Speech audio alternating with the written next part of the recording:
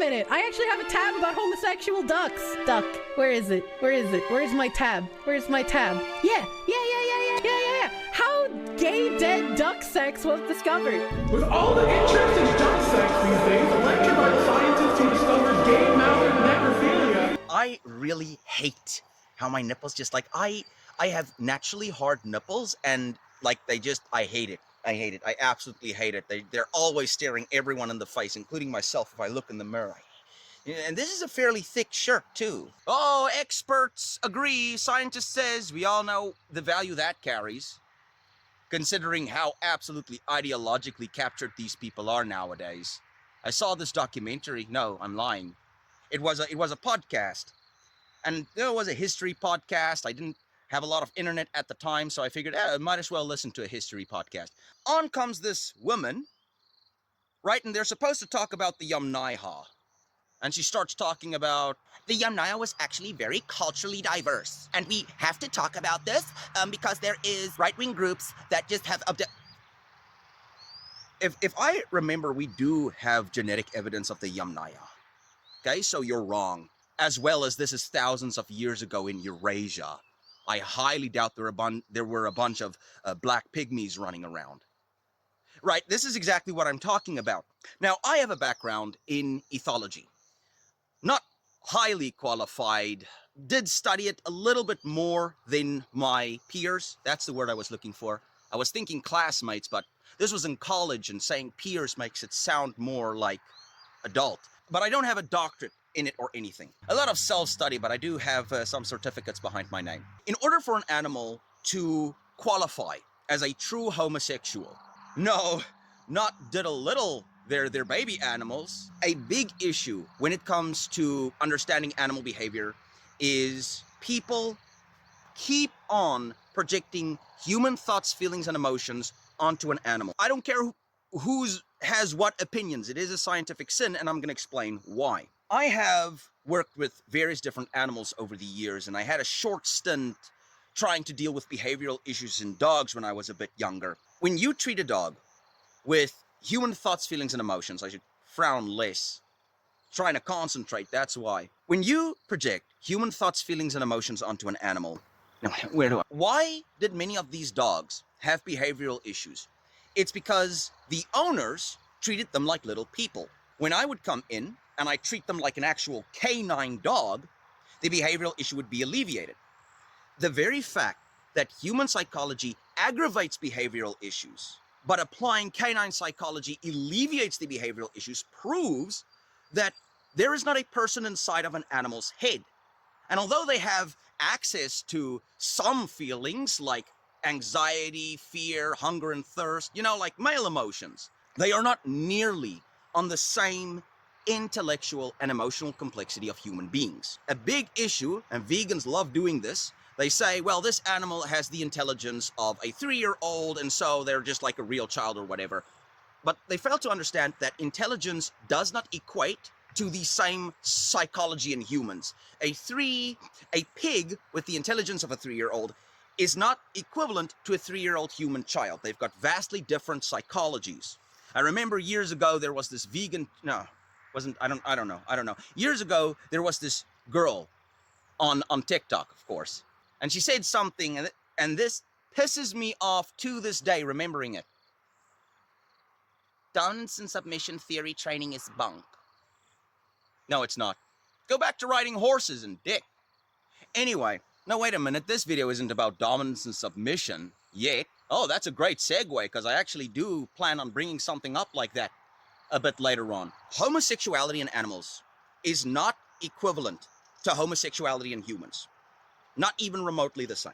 The reason why a lot of people say that, oh, this animal over there is a homosexual, that animal over there is gay, it's because of this issue I mentioned previously of anthropomorphism, where they project human thoughts, feelings, and emotions onto an animal that is simply incongruent with their actual nature. No, right. I hope I didn't say that too confusing. Long story short, they try to analyze animal behavior through a human psychology perspective, and that's just going to lead you off a cliff. That's not how animals work. It was something I read as part of my personal studies, there was a tribe of lions. Tribe?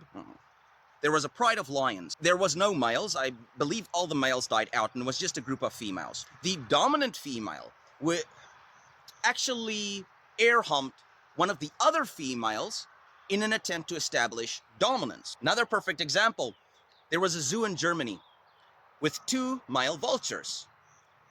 These 2 male vultures made a nest together. Eventually, that freaked me out. Eventually, the zoo wanted to separate the 2 vultures, and of course, activists shat themselves. And this was actually a few years ago, before the extreme levels that it reached. Now, of course, they ended up leaving the 2 males together, which, great job capitulating to a bunch of retards who know nothing about animals. Anyway, long story short, eventually females were introduced. What happened? The 2 male vultures broke apart. And they each chose their little female and they made a nest together. What was happening here was not a case of homosexuality. These 2 vultures had the instinct to reproduce. There was no suitable mate available. Hey, you're a vulture, I'm a vulture, let's build a nest. That's really as simple as it gets. Animals are not that complex. And to say that, oh, these were gay vultures, it's a complete anthropomorphism. It is a projection of human psychology onto animals. Funnily enough, similar thing happened to me. Not physically. I had pigeons as a kid. Let's get to that point real fast. 2 females. Woke up one day and there were 4 eggs in the nest. Very impressed. I'd like, whoa, my pigeons are more fertile than my grandfather's pigeons who only laid 2 eggs at a time. Because they were both female. Anyway, so we removed these eggs and gave them 2 fertile eggs, which they raised successfully. A male was later introduced, and the 2 females broke apart. In order for an animal to qualify as a true homosexual, they would have to reject members of the opposite sex and exclusively attempt to mate with members of the same sex. So these instances that I mentioned, they are not an indication of true homosexuality. That can be discredited. The amount of animals that are truly homosexual is so minuscule, it's not even funny.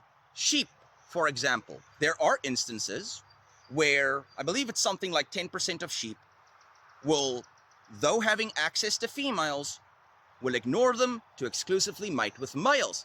So we have an example here. A little bit of a problem though. Because remember, we can't prescribe human psychology, thoughts, feelings, and emotions onto an animal because that's anthropomorphism. That's unscientific. I don't remember if it's Lloyd Morgan's canon or Occam's razor. I get confused between the 2. I believe it's Lloyd Morgan's canon, actually. Never explain an animal's behavior as the outcome of a higher mental capacity if it can be explained by a lower one. The current running idea is that this is a result of early weaning and inbreeding. Long story short, these animals are not right in the head, and that's why they're gay. So why would this duck start freaking the corpse of another male duck that just died? From what I understand, these 2 male ducks were fighting, clashing with each other. One died suddenly. Now you have one duck that's still in fighting mode. He still wants to go at it. Other duck is dead. Going off of my limited understanding of neurological science, there is a very close relation between sex drive and aggression. And what happens is this duck's aggressive, other duck's laying down dead, and its brain switch gets flipped. Better have sex with it now. It's not that the duck is a necrophile. It's not that the duck is gay. That can't be it. I'm sure it was going to have more to say about that. Offend more people.